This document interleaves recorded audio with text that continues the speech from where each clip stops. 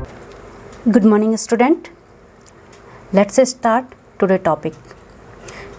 आज हम डिस्कस करेंगे गोलाकार संधारित्र की धारिता किस तरीके से हम कैलकुलेट करेंगे।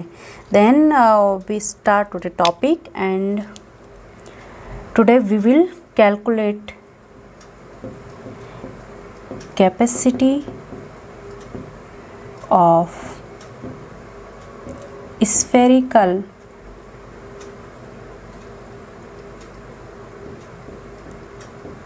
capacitor, capacity of spherical capacitor, that means गोलाकार संधारित्र की आज हम धारिता कैलकुलेट करेंगे। ठीक है, तो हमने इसके लिए एक स्फीयर ये लिया, सपोज दैट ये है A, और दूसरा स्फीयर कुछ इस तरीके से लेना है हमें कि दोनों कंसेंट्रिक हों। हमने लिया A एंड B, दोनों कंसेंट्रिक स्फीयर, दैट मीन्स दोनों का जो सेंटर है वो सेम हो। ठीक है, इसकी रेडियस सपोज दैट R1 है and this is center R2 O, and radius of B sphere is suppose that R2। अब हमने क्या किया, A को तो हमने दिया है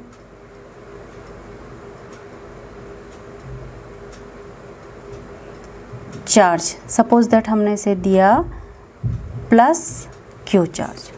तो जैसे ही हम इसे प्लस Q चार्ज देंगे क्या होगा, इस पे यूनिफॉर्मली डिस्ट्रीब्यूट हो जाएगा। ठीक है, कुछ इस तरीके से। इसके कारण जब इस A वाले पे चार्ज आ जाएगा तो B पे क्या होगा, प्रेरण के कारण चार्ज का डिस्ट्रीब्यूशन होगा, और नेगेटिव और पॉजिटिव, नेगेटिव अंदर की तरफ आ जाएंगे, पॉजिटिव बाहर की तरफ। तो हमने इसे क्या कर दिया, ग्राउंड कर दिया। ठीक है, किसे, बी वाले को। अब जैसे ग्राउंड करेंगे तो इस पे से जो पॉजिटिव चार्ज है वो नीचे चला जाएगा, और इस पे कौन सा चार्ज रह जाएगा, सिर्फ नेगेटिव चार्ज।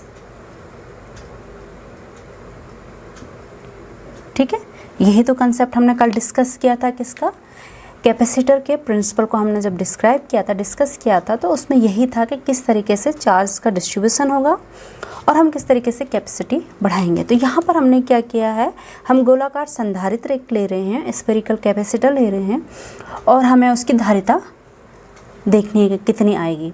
तो हमने एक A चालक लिया, गोलाकार चालक लिया, एक हमने B गोलाकार चालक लिया। A को हमने प्लस Q चार्ज दिया और B को हमने क्या कर दिया, ग्राउंड कर दिया। ठीक है, तो देखिए यहाँ पे हमको धारिता कैलकुलेट करनी है अब इस संधारित्र की। तो इसके लिए हम क्या करेंगे, जो A और B है दोनों पे क्या निकाल देंगे, पोटेंशियल निकालेंगे, क्योंकि जैसे ही हम A को चार्ज देंगे इस पर कुछ ना कुछ पोटेंशियल होगा। तो पहले हम निकालते हैं A स्फीयर पे, जो A स्फीयर है हमारा, इस पे हम कैलकुलेट करते हैं पोटेंशियल को। ठीक है, तो इसका जो पोटेंशियल है वो कितना हो जाएगा, 1/4 पाई एप्सिलॉन नॉट, चार्ज कितना दिया है Q, और डिस्टेंस कितनी है सेंटर से यहाँ तक की R1, जो हमने इसकी डिस्टेंस ली है। ठीक है, अगर यहाँ पे कोई परावैद्युतांक भरा, अगर यहाँ पे एयर है तब तो ठीक है, अगर एयर नहीं, यहाँ पे कोई मीडियम हमने रखा है और उसका परावैद्युतांक है K, तो क्या आ जाएगा नीचे, K भी आ जाएगा। Suppose that this is equation number 1। अब A पर B के कारण भी तो कुछ पोटेंशियल है, जो A पे है इस पे A के कारण तो है ही है, साथ ही B के कारण भी इस पर कुछ पोटेंशियल है। तो B के कारण A पर पोटेंशियल विभव कितना हो जाएगा, 1/4 पाई एप्सिलॉन नॉट के, सेम चार्ज, देखो ये नेगेटिव भी कितना होगा, जितना ये पॉजिटिव होगा उतना ही नेगेटिव चार्ज होगा, ओके। एंड पॉजिटिव चार्ज कितना है, Q है, देन नेगेटिव चार्ज भी कितना ही होगा, Q ही होगा। लेकिन यहाँ पे डिस्टेंस कितनी आ जाएगी, R2। This is equation number 2। अब देखिए A पर जो हमने पहला वाला लिया, A के कारण प्लस Q के कारण, तो जो प्लस Q के कारण जब विभव है तो ये क्या आएगा, प्लस, और माइनस चार्ज के कारण जो विभव होता है वो होता है माइनस, ठीक है। हमेशा विभव प्लस के कारण प्लस और माइनस के कारण माइनस होता है। तो जो टोटल इस पे पोटेंशियल होगा किस पर, ए स्फीयर पे, टोटल पोटेंशियल V क्या हो जाएगा, ये प्लस ये, तो लिखिए 1/4 पाई एप्सिलॉन नॉट के Q/R1 plus this much, but what is the sign of this, this is the sign of with negative. Then अगर हमें यहाँ पे प्लस करना है और ये ऑलरेडी क्या है, नेगेटिव, तो क्या आ जाएगा, नेगेटिव 1/4 पाई एप्सिलॉन नॉट के Q/R2। समझ गए आप। हम टोटल पोटेंशियल ए पर कैलकुलेट कर रहे हैं, तो दोनों का क्या होना चाहिए, सम होना चाहिए।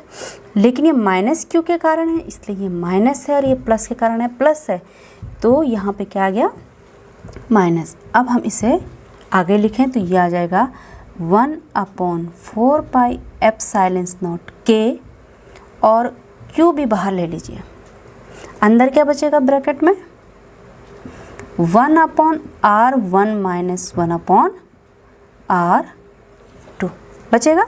इसमें से ये कांस्टेंट आ गया, ये कांस्टेंट आ गया, Q कांस्टेंट आ गया, Q कांस्टेंट आ गया, तो यहाँ क्या बचा, 1/R1 माइनस 1/R2। इसे आगे सॉल्व करें तो ये आ जाएगा 1/4 पाई एप्सिलॉन नॉट के,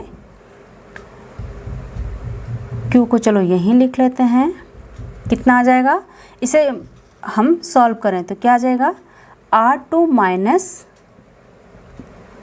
R1 एंड अपॉन आ जाएगा R1 minus R1 into R2। This is the potential on sphere A. ये नेट पोटेंशियल होगा स्फीयर ए पर, ठीक है।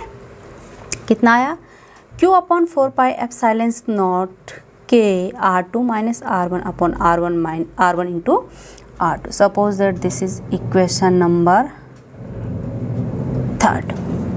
ओके, तो ये है टोटल पोटेंशियल ऑन स्फीयर ए। अब हम B पर पोटेंशियल कैलकुलेट करेंगे, तो B पर कितना हो जाएगा पोटेंशियल, हमने इसे क्या कर दिया, अर्थिंग कर दिया। तो जो इस पे A पर जो पोटेंशियल था, एक तो A के कारण था और एक B के कारण था, लेकिन B पर हमने इसको अर्थिंग कर दिया, तो B पर जो पोटेंशियल होगा ये कितना होगा, 0, ठीक है। इसे हम V2 लिख दें और इसे हम V1 सपोज दैट लिख दें। यहाँ पे आपको समझ में आ गया क्या हुआ है, हमने A स्फीयर पे पोटेंशियल, नेट पोटेंशियल कैलकुलेट किया। तो A पर जो पोटेंशियल है एक तो प्लस Q के कारण और एक माइनस Q के कारण है, लेकिन B पर पोटेंशियल नहीं है क्योंकि हमने इससे अर्थिंग कर दिया, इसको अर्थ कर दिया, तो इस पर पोटेंशियल 0 हो जाएगा। ओके, अब देखिए यहाँ पर A का पोटेंशियल निकल गया, A स्फीयर पे कितना पोटेंशियल है और B स्फीयर पे कितना पोटेंशियल है। B पर 0 क्यों है, क्योंकि हमने इसे बाहर, जो ये बाहर वाला सर्किल है, स्फीयर है, इसे क्या कर दिया, अर्थ से कनेक्ट कर दिया, अर्थिंग कर दिया। तो जो इसका प्लस पोटेंशियल है वो कहाँ चला गया, अर्थ में चला गया। ओके, तो इसलिए इस पर कुल विभव 0 हो जाएगा। अब इन दोनों के बीच में जो पोटेंशियल डिफरेंस है, suppose that this is V, यानी पोटेंशियल डिफरेंस मतलब विभवांतर है, ठीक है।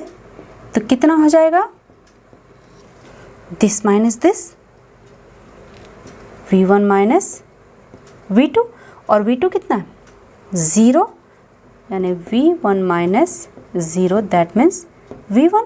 तो वैल्यू लिख के विभवांतर की कितनी आ गई, 1/4 पाई एप्सिलॉन नॉट के Q into R2 minus R1 upon R1 into R2। ठीक है, ये निकल गया हमारे पास इसमें पोटेंशियल डिफरेंस। अब हमें कैलकुलेट क्या करना है, capacity, and we know that what is the C equal to क्या होता है, Q अपॉन V। तो कितना हो जाएगा, C equal to Q upon V से इस वैल्यू को इसके नीचे रख दीजिए, तो ये आ जाएगा Q upon 4 pi epsilon not K R2 minus R1 upon R1 R2। Q से Q कैंसिल, और फाइनल कैसे मिलेगा हमें, ये देखिए हमारे पास कितना आएगा, C इक्वल टू ऊपर चला जाएगा, इसके डिनोमिनेटर में क्या है, फ्रैक्शन है, तो फ्रैक्शन क्या हो जाएगा, रिवर्स हो जाएगा। तो हमारे पास क्या बच जाएगा, 4 pi epsilon not K and R1 R2 upon R2 minus R1। This is the capacity of this spherical capacitor. ये हमारे पास फाइनल कैपेसिटी निकली है इस कैपेसिटर की, जो कि एक कॉन्सेंट्रिक स्फीयर हमने 2 लिए हैं और इन्हें हमने प्लस Q चार्ज दिया, तो उसके बाद इसकी कैपेसिटी कितनी है, इतनी आ गई। ओके, अब यहाँ पर देखिए ये आ गया हमारे पास कैपेसिटी, यूनिट क्या है कैपेसिटी की, फैरेड, दैट मीन्स F से इसको डिनोट करेंगे। ओके, यूनिट क्या होती है इसकी, फैरेड, और किससे डिनोट करते हैं, F से। अब यहाँ पे देखिए, अगर हमें इस संधारित्र की धारिता को बढ़ाना है, this terms is constant, right. तो 3 कंडीशन है यहाँ पे देखिए, ये तो हो गया constant, then C is proportional to K, first condition. K को इंक्रीज करके हम C बढ़ा सकते हैं, यानी इसके बीच जो परावैद्युतांक है, पदार्थ है, उसका परावैद्युतांक अगर अधिक होगा तो C बढ़ जाएगा। अगर केवल एयर है तो K की वैल्यू 1 है, तो अगर हम इसमें कोई मीडियम डाल दें, कोई पदार्थ रख दें इसके बीच में, तो क्या होगा, C बढ़ जाएगा। इसीलिए आपने जो कैपेसिटर देखे होंगे घर पर, आप कोई भी कैपेसिटर, आज अगर आपके जो फ़ैन है, सीलिंग फ़ैन, उसका कैपेसिटर ख़राब हो गया है, तो उसको आप खोल के देखिएगा, उसके अंदर कोई ना कोई पदार्थ भरा होता है। ठीक है, तो वो इसीलिए भरा होता है कि उसकी कैपेसिटी बढ़ सके। कैपेसिटी बढ़ना मतलब चार्ज स्टोरेज की जो उसकी पावर है उसको इंक्रीज करें, तो कैसे बढ़ सकता है। दूसरा देखिए, आप क्या कर सकते हैं, इनकी त्रिज्या, इनके रेडियस को इंक्रीज करके भी बढ़ा सकते हैं, बट अगर आप ऐसा करेंगे तो ये इसके प्रिंसिपल के विरुद्ध होगा, क्योंकि कैपेसिटर का जो प्रिंसिपल है वो क्या कहता है, विदाउट साइज इंक्रीज किए हुए आपको C इंक्रीज करना है, और अगर आप R1 R2 इंक्रीज करते हैं तो साइज इंक्रीज हो गया, तो वो तो प्रिंसिपल के ही विरुद्ध हो गया। इसलिए R1 R2 आप इंक्रीज नहीं करेंगे किसी कैपेसिटर के लिए। ठीक है, मतलब जो आप स्फेरिकल कैपेसिटर ले रहे हैं तो इसको आप इसलिए इंक्रीज नहीं करेंगे। कई बार प्रैक्टिकल में पूछा जा सकता है कि ठीक है, इस एक्सपेरिमेंट में ये जो आपका रिजल्ट आया, R1 R2 को इंक्रीज करके भी C बढ़ा सकते हैं, तो कंफ्यूज मत होइएगा, बढ़ा तो सकते हैं लेकिन फिर ये कैपेसिटर ही नहीं होगा, राइट। ये प्रिंसिपल का अवोल्यूशन हो जाएगा, इसलिए इसका साइज हमें इंक्रीज नहीं करना है। थर्ड क्या बच रहा है यहाँ पे, या सेकंड क्या हो गया, C is inversely proportional 1 upon R2 minus R1। C inversely proportional है R2 माइनस R1 के, यानी ये वैल्यू जितनी कम आएगी C उतना अधिक होगा।